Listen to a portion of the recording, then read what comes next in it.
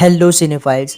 First of all sorry, मैं last 2 episodes का breakdown आपके पास नहीं ला पाया due to some personal reasons, but मैं आखिरी 2 एपिसोड्स का ब्रेकडाउन ज़रूर करूँगा। साथ ही बचे हुए कॉमिक इशूज़ पर भी मैं जल्दी से वीडियो लाने की कोशिश करूँगा, सो स्टे ट्यून। पर फिलहाल इस वीडियो में बात करने वाले हैं द बॉयज़ सीजन 3 एपिसोड 7 के ब्रेकडाउन और कॉमिक रेफरेंसेस के बारे में। तो वीडियो एंड तक ज़रूर देखिएगा। साथ ही अगर आप चैनल पर नए हैं तो इसे सब्सक्राइब करके साथ में दिए बेल आइकन को भी ज़रूर दबाइएगा। तो चलिए वीडियो को स्टार्ट करते हैं।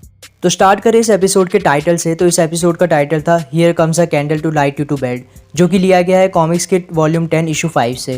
तो इस इशू और एक्चुअली इस पूरे वॉल्यूम में ही हमें बुचर के ओरिजिन के बारे में बताया गया था और ऐसा ही कुछ हमें इस एपिसोड में भी देखने को मिला है, जिसकी बात हम आगे करेंगे। खैर, एपिसोड स्टार्ट होता है लास्ट एपिसोड के कंटिन्यूएशन में, जहां एशली स्टारलाइट के एक्यूजेशंस को झूठा बताकर उल्टा उस पर ही किमिको के साथ मिलकर चाइल्ड ट्रैफिकिंग करने का एक्यूजेशन लगाती है। जिसके बाद हम चलते हैं लेजेंड और ह्यूई के पास। यहाँ लेजेंड ह्यूई को बताता है कि कैसे सोल्जर बॉय बस एक फेक सूप है, जिस दौरान वो अमेरिकन हिस्ट्री के कई मेजर इंसिडेंट्स के बारे में भी बताता है, जैसे world war 2, civil war etcetera. और इस बात में हमें कोई सरप्राइज़ भी नहीं होना चाहिए, खास करके जिस तरफ से सूप्स की फेक पर्सनैलिटीज़ हमें दिखाई गई हैं। आगे हम देखते हैं कि सोल्जर बॉय ने बुचर को माइंडस्टॉर्म की कुछ लोकेशंस दी हुई होती हैं, पर उन लोकेशंस पर बुचर को कुछ नहीं मिलता, जिस पर बुचर सोल्जर बॉय से नाराज़ होता है। पर सोल्जर बॉय बताता है कि माइंडस्टॉर्म एक स्पेसिफिक रेंज में आने वाले इंसानों का दिमाग पढ़ सकता है, जिसकी मदद से वो बुचर को पहले ही डिटेक्ट कर पा रहा होगा। तो जैसा मैंने पहले सोल्जर बॉय के केस में भी बताया था कि कई सूप्स की पावर्स को जहाँ कॉमिक में काफ़ी कम या बेकार दिखाया गया था, शो में उन्हें उसके अकॉर्डिंग ज़्यादा पावरफुल दिखाया जा रहा है। तो माइंडस्टॉर्म कॉमिक्स के माइंड ड्रॉइड से लिया गया है, जहाँ उसके पास भी दूसरों के माइंड रीड करने की पावर थी, बट ये पावर भी काफ़ी वीक थी।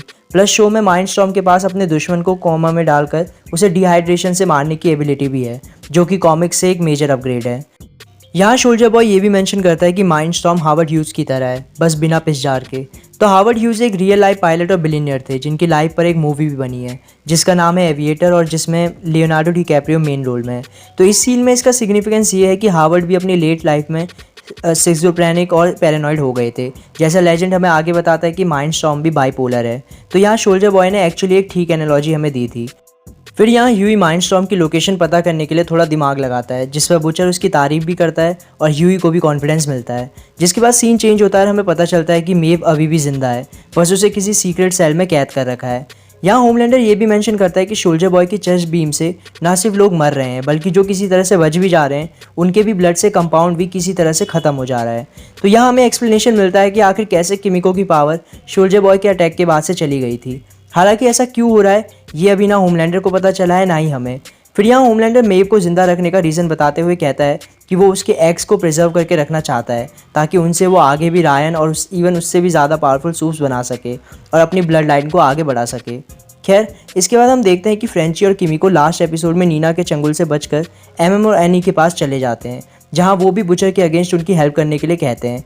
तो फिलहाल 3 टीम्स बन चुकी हैं, पहली जिसमें होमलैंडर और वॉट है, दूसरी जिसमें बुचर, ह्यूई और सोल्जर बॉय हैं, और तीसरी जिसमें एनी, एमएम, फ्रेंची और किमिको हैं। हालांकि इस एपिसोड की एंडिंग के बाद जल्दी फिर से 2 ही टीम्स रह जाएंगी। यहाँ पर हम देखते हैं कि किमिको अपनी लाइफ की पहली ड्रिंक लेती है, जिसके बाद वो एनी से वापस अपने लिए परमानेंट कंपाउंड वी का डोज लाने के लिए कहती है, क्योंकि अब उसने रियलाइज़ कर लिया है कि कंपाउंड वी जस्ट एक पावर है। इससे करप्ट होना या इसको सही से यूज़ करना, ये तो खैर उसके यूज़र के हाथों में ही रहता है। फिर इसके बाद हम देखते हैं कि सोल्जर बॉय, बुचर और ह्यूई को माइंडस्टॉर्म की लोकेशन मिल जाती है, और यहाँ भी बुचर और ह्यूई कंपाउंड भी लेते हैं। और हम देखते हैं कि टेम्परेरी कंपाउंड वी के साइड इफेक्ट्स की वजह से लास्ट एपिसोड में ह्यूई की तरह ही इस एपिसोड में बुचर के भी कान से कुछ निकल रहा होता है। यहाँ हमें ये भी पता चलता है कि सोल्जर बॉय को ना सिर्फ PTSD है, बल्कि इससे रिलीफ पाने के लिए वो कंटिन्यूसली ड्रग्स भी लेता है, जिससे उसे बार बार आवाज़ें सुनाई देने का हेलुसिनेशन भी हो रहा होता है। पर यहाँ पर माइंडस्टॉर्म बुचर पर अपना अटैक करके उसकी मेमोरीज में उसे कैद कर देता है, जिसके बाद हमें एक तरह से बुचर का ओरिजिन यहाँ दिखाया जाता है। तो इस ओरिजिन की बात कंटिन्यू रखें तो इसमें कई एलिमेंट्स डायरेक्टली कॉमिक्स से भी लिए गए थे, वहीं कई एलिमेंट्स कॉमिक्स से बिल्कुल अलग भी थे। तो कॉमिक्स की तरह ही यहाँ बुचर की फैमिली दिखाई गई है, जिसमें बुचर के अलावा उसका भाई लेनी, उसकी मम्मी और उसके पापा हैं। और उसके पापा यहाँ भी कॉमिक्स की तरह ही अब्यूजिव भी हैं, पर फ़र्क ये है कि कॉमिक्स में वो अपने बच्चों पर हाथ नहीं उठाया करते थे, सिर्फ अपनी बीवी यानी बुचर की मम्मी को अब्यूज़ किया करते थे। पर शो में हमें देखने को मिलता है कि बुचर के पापा पहले बुचर को और फिर उसके जाने के बाद उसके भाई लेनी को अब्यूज़ किया करते थे। कॉमिक्स की तरह ही यहाँ पर भी बुचर रॉयल नेवी में चला जाता है, और कॉमिक्स की तरह ही सेम रीज़न भी देते हुए कि वो अगर घर पर रहा तो अपने पापा का मर्डर कर ही देगा।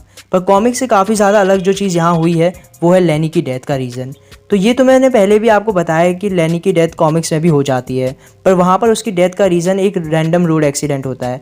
हालांकि शो में हमें ये दिखाया गया कि लैनी अपने पापा के कंटिन्यूस अब्यूज़ की वजह से सुसाइड कर लेता है, जो कि कॉमिक्स से भी ज़्यादा डार्क स्टोरी निकली। उसके अलावा शो में हमें ये भी दिखाया गया कि बुचर अपने प्रिंसिपल को ही पीट देता है, जबकि कॉमिक्स में वो बस एक बार अपने टीचर को अब्यूज़ करता है पर उन पर हाथ नहीं उठाता। तो शो क्लियरली यहाँ पर बुचर की थोड़ी ज़्यादा ही डार्क ओरिजिन के साथ गया है। उसके अलावा इसी सीन में लैनी बुचर को भी रोकने की कोशिश करता है, जिस पर बुचर लैनी को मार देता है, पर फिर इमीडिएटली उससे माफ़ी भी मांगने लगता है। तो ये सीन भी डायरेक्टली कॉमिक्स से इंस्पायर्ड है, बस फ़र्क ये है कि कॉमिक्स में बुचर जब अपने पापा को मारने जा रहा होता है तब लैनी उसे रोकने की कोशिश कर रहा होता है। साथ ही हमें ये भी रिफ्लेक्शन दिखाई जाती है कि कैसे उसके पापा का बिहेवियर ही उसके आज के बिहेवियर और एग्रेशन की एक बहुत बड़ी वजह बना है। खैर, यहाँ हमें बार बार ये भी देखने को मिलता है कि बुचर ह्यूई को अपने छोटे भाई लैनी की तरह देखता है। तो कॉमिक्स में भी बुचर ह्यूई को अपने छोटे भाई की तरह मानता है, जिसका काफ़ी फ़ायदा कॉमिक्स के एंड में ह्यूई को मिलता है, जो शो और कॉमिक्स दोनों के लिए एक बहुत बड़ा स्पॉइलर है, तो मैं उसे अभी यहाँ मेंशन नहीं करूँगा। बट आप कह सकते हैं कि इसी रीज़न की वजह से बुचर बाकी टीम मेंबर्स के कंपैरिजन में ह्यूई की तरफ थोड़ा बायस रहता है। हालांकि जैसा हम बुचर के होश में आने के बाद देखते हैं कि एनी बुचर और ह्यूई को कंपाउंड वी लेने से मना करती है, क्योंकि इससे उनकी जान भी जा सकती है। पर बुचर इस बात को ह्यूई को नहीं बताता, बल्कि उसे और कंपाउंड वी लेने के लिए कहता है। तो यहाँ हमें समझ आता है कि बुचर कितना ज़्यादा सेल्फिश कैरेक्टर है, कि वो जिसे अपने भाई की तरह मान रहा है, अपने मिशन के लिए वो उसकी जान की भी परवाह नहीं कर रहा है। खैर, बुचर से हटकर अब बात करें ह्यूई की, तो ह्यूई बेचारा पहले बहुत बहादुरी दिखाता है और इसी बहादुरी में सोल्जर बॉय के सामने से माइंडस्टॉर्म को टेलीपोर्ट करके भी ले आता है। पर फिर उसके अंदर का असली ह्यूई जाग जाता है और वो बेचारा घबराने लग जाता है, पर जैसे तैसे यहाँ वो बुचर को बचा ही लेता है। उसके अलावा आगे ये भी देखना इंटरेस्टिंग होगा कि जब ह्यूई को टेम्परेरी कंपाउंड वी की सच्चाई पता चलेगी और ये भी कि बुचर ने सब जानने के बाद भी उसे सच नहीं बताया, तो उसका रिएक्शन क्या रहेगा और फिर वो बुचर पर कितना ट्रस्ट करेगा। खैर, इसके अलावा बात करें सोल्जर बॉय की, तो इस पूरे सीक्वेंस में आप देख सकते हैं कि सोल्जर बॉय के हाथ में इस तरह की पिस्टल रहती है।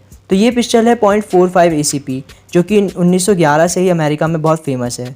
हालांकि 1985 में एक नई टाइप की पिस्टल आने के बाद इसका यूज़ काफ़ी कम हो गया था, पर सोल्जर बॉय ऑब्वियसली जब पकड़ा गया था उससे पहले उसे इसी गन की आदत होगी, इसलिए वो अभी भी इसे ही यूज़ कर रहा है। और यहाँ पर राइटर और डायरेक्टर ने काफ़ी बारीक डिटेल्स का भी ध्यान रखा है, ताकि हम सोल्जर बॉय के कैरेक्टर को दोनों टाइम के साथ अच्छे से रिलेट कर सकें। हालांकि मैं यहाँ एक चीज़ देखकर काफ़ी सरप्राइज़ हुआ और वो था सोल्जर बॉय का निशाना। तो इसी एपिसोड के स्टार्टिंग में लेजेंड ने ही हमें बताया था कि सोल्जर बॉय कभी भी किसी असली मिशन में नहीं गया था। जिस एक असली मिशन में वो गया भी, वहाँ भी उसे रशियंस के हवाले कर दिया गया। पर उसके बावजूद भी इस सीन में हमें दिखाया जाता है कि सोल्जर बॉय का निशाना काफ़ी अच्छा है, बिल्कुल किसी ट्रेंड सोल्जर की तरह, जो कि किसी भी सूप के लिए थोड़ी अजीब बात है, क्योंकि इनमें से कोई प्रॉपर ट्रेनिंग नहीं लेता है। तो हो सकता है कि अभी भी हमें सोल्जर बॉय के पास्ट के बारे में कुछ और ज़्यादा जानने को मिले। इसी सीन में ही ह्यूई सोल्जर बॉय से कहता है कि उसे PTSD है, जिस पे अगर आपने ये एपिसोड इंग्लिश में देखा हो तो सोल्जर बॉय एग्जैक्ट वर्ड जो कहता है वो है शेल शॉक।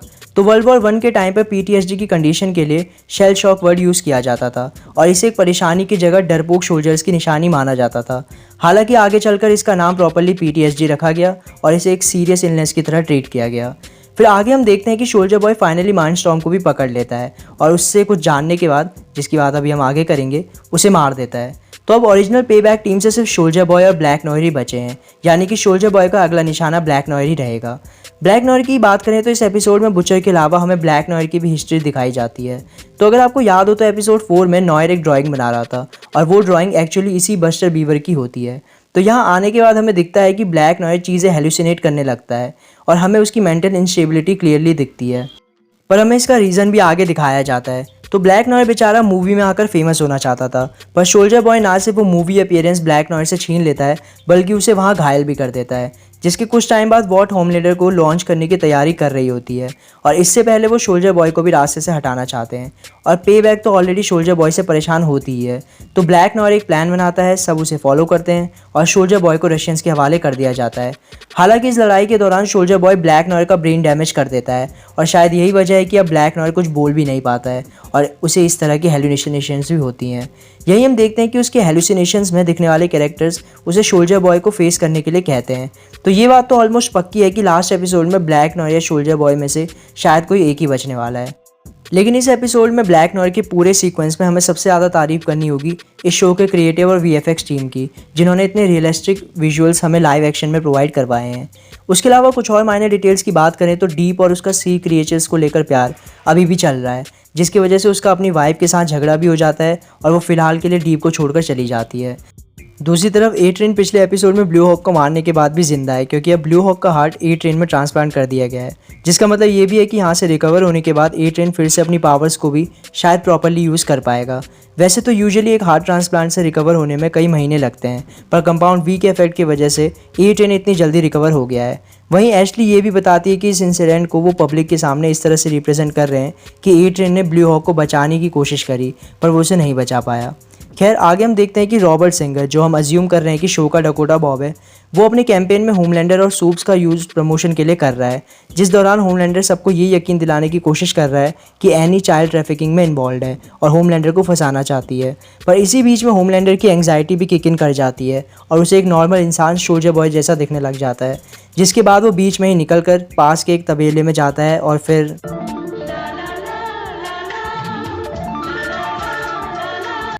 तो आई डोंट थिंक यहाँ मुझे कुछ एक्स्ट्रा एक्सप्लेन करने की ज़रूरत है, एक्सेप्ट एक फैक्ट बताने की कि यहाँ पर कोई डुप्लीकेट नहीं यूज़ किया गया है, बल्कि एंटनी स्टार ने खुद ये काम सीखा था इस सीन के लिए, तो ये एक अच्छी बात है। खैर, इसके आगे एक इंपॉर्टेंट चीज़ आती है जब इसी बीच न्यूमन वहाँ आ जाती है और होमलैंडर को अपने आप को ठीक करने के लिए कहती है, पर इस बात से होमलैंडर को गुस्सा आ जाता है और वो उसका गला पकड़ लेता है। पर यहाँ पर विक्टोरिया उसे एक पेपर देती है जिससे वो रुक जाता है। अब इस पेपर में क्या हो सकता है ये तो मैं अभी गेस नहीं कर पा रहा हूँ, क्योंकि अगर इस एपिसोड का लास्ट सीन कुछ और होता तो मैं ये एज्यूम करता कि इसमें शायद सोल्जर बॉय को हराने का कोई तरीका हो, बट अब तो वो पॉसिबिलिटी भी मुझे नहीं लग रही है। तो इस पेपर का राज जानने के लिए तो अगला एपिसोड का वेट करना ही पड़ेगा। बाकी अगर आपकी कोई थ्योरीज हो इस सीन को लेकर तो कमेंट में ज़रूर मेंशन कीजिएगा। खैर, आगे बढ़े तो फ्रेंची और एमएम मिलकर सोल्जर बॉय की कमियां ढूंढ रहे होते हैं, जिस बीच में फ्रेंची खुद भी ये मेंशन करता है कि उसे रिग्रेट है कि वो हीरोगैज़म नहीं देख पाया। आगे फ्रेंची को ये भी रियलाइज़ होता है कि जो गैस उन्हें सोल्जर बॉय की एक्सपेरिमेंट वाली वीडियोस में दिख रही थी वो सिर्फ वेपर है, जिसके थ्रू वो नोविचॉक नाम के न्यूरोटॉक्सिन को सोल्जर बॉय को दे रहे थे। तो नोविचॉक, जैसा फ्रेंची भी बताता है, कि एक ऐसा न्यूरोटॉक्सिन है जिससे नॉर्मल इंसान की डेथ भी हो जाती है, पर सोल्जर बॉय उससे ज़्यादा से ज़्यादा बेहोशी होता है। पर आपको बता दूं कि ये नोविचॉक सोवियत यूनियन ने ही बनाया था और ऐसा माना जाता है कि इसका फॉर्मुलेशन सिर्फ उनके पास ही रहता है, और अगर शो भी इसी से इंस्पायर रहता है तो हो सकता है कि बॉयज़ को इसके लिए फिर से रशिया जाना पड़ेगा या किसी तरह से इसे रशिया से यहाँ लाने का जुगाड़ करना पड़ेगा।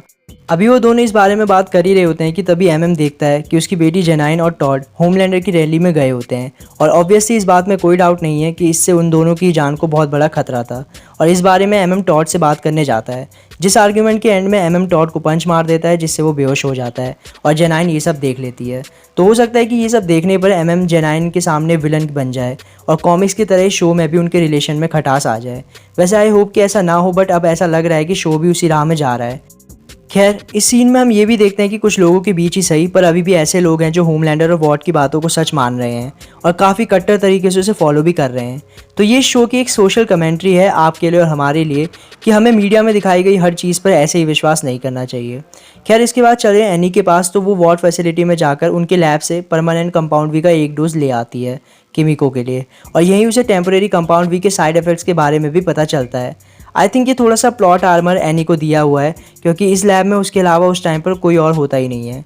खैर, यहाँ होमलैंडर भी उसे मिल जाता है, पर स्टारलाइट इंस्टाग्राम लाइव की वजह से यहाँ से बचकर निकलने में कामयाब हो जाती है, और तो और वो यहाँ पर होमलैंडर की सारी बातें भी, इंक्लूडिंग सुपरसोनिक की डेथ और ह्यूई को लाइव थ्रेड, ये सब भी लाइव सबको सुना देती है। और इसी बात का कंटिन्यूएशन हमें दिखता है फाइनल सीन में, जहाँ एशली इस बारे में होमलैंडर से कॉल पर बात कर रही होती है, पर होमलैंडर उसे ये बात खुद संभालने के लिए कहता है, और इतने में ही उसके बाद सोल्जर बॉय का कॉल आ जाता है, जिससे माइंडस्टॉर्म से ये पता चलता है कि वॉट ने सोल्जर बॉय को ख़त्म करने के प्लान के लिए इसलिए हामी भरी थी क्योंकि वॉट ने तब तक ऑलरेडी सोल्जर बॉय के डीएनए से होमलैंडर को बनाने की तैयारी शुरू कर दी थी, और इसी रीज़न से बायोलॉजिकली होमलैंडर सोल्जर बॉय का बेटा है।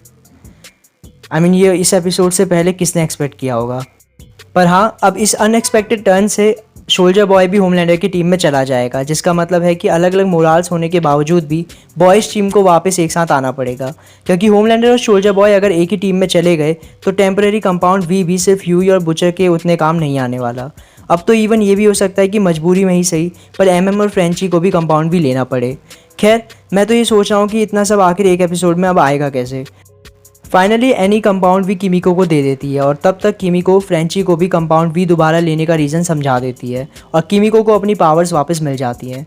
तो ओवरऑल ये एपिसोड इस सीज़न के बाकी एपिसोड्स के कंपैरिजन में उतना वाइल्ड नहीं था, पर यहाँ स्टोरी के अकॉर्डिंग कई इंपॉर्टेंट डिटेल्स जानने को मिली, फिर चाहे वो बुचर का ओरिजिन हो या फिर ब्लैक नॉयर का पास्ट। तो फिलहाल कमेंट्स में आप मुझे बताइए कि आपको ये एपिसोड कैसा लगा, और ये भी कि ब्लैक नॉयर, सोल्जर बॉय और क्वीन मेव में से आपके अकॉर्डिंग कौन इस सीज़न के एंड में मारा जाएगा और कौन बचा रहेगा, लिखेगा ज़रूर।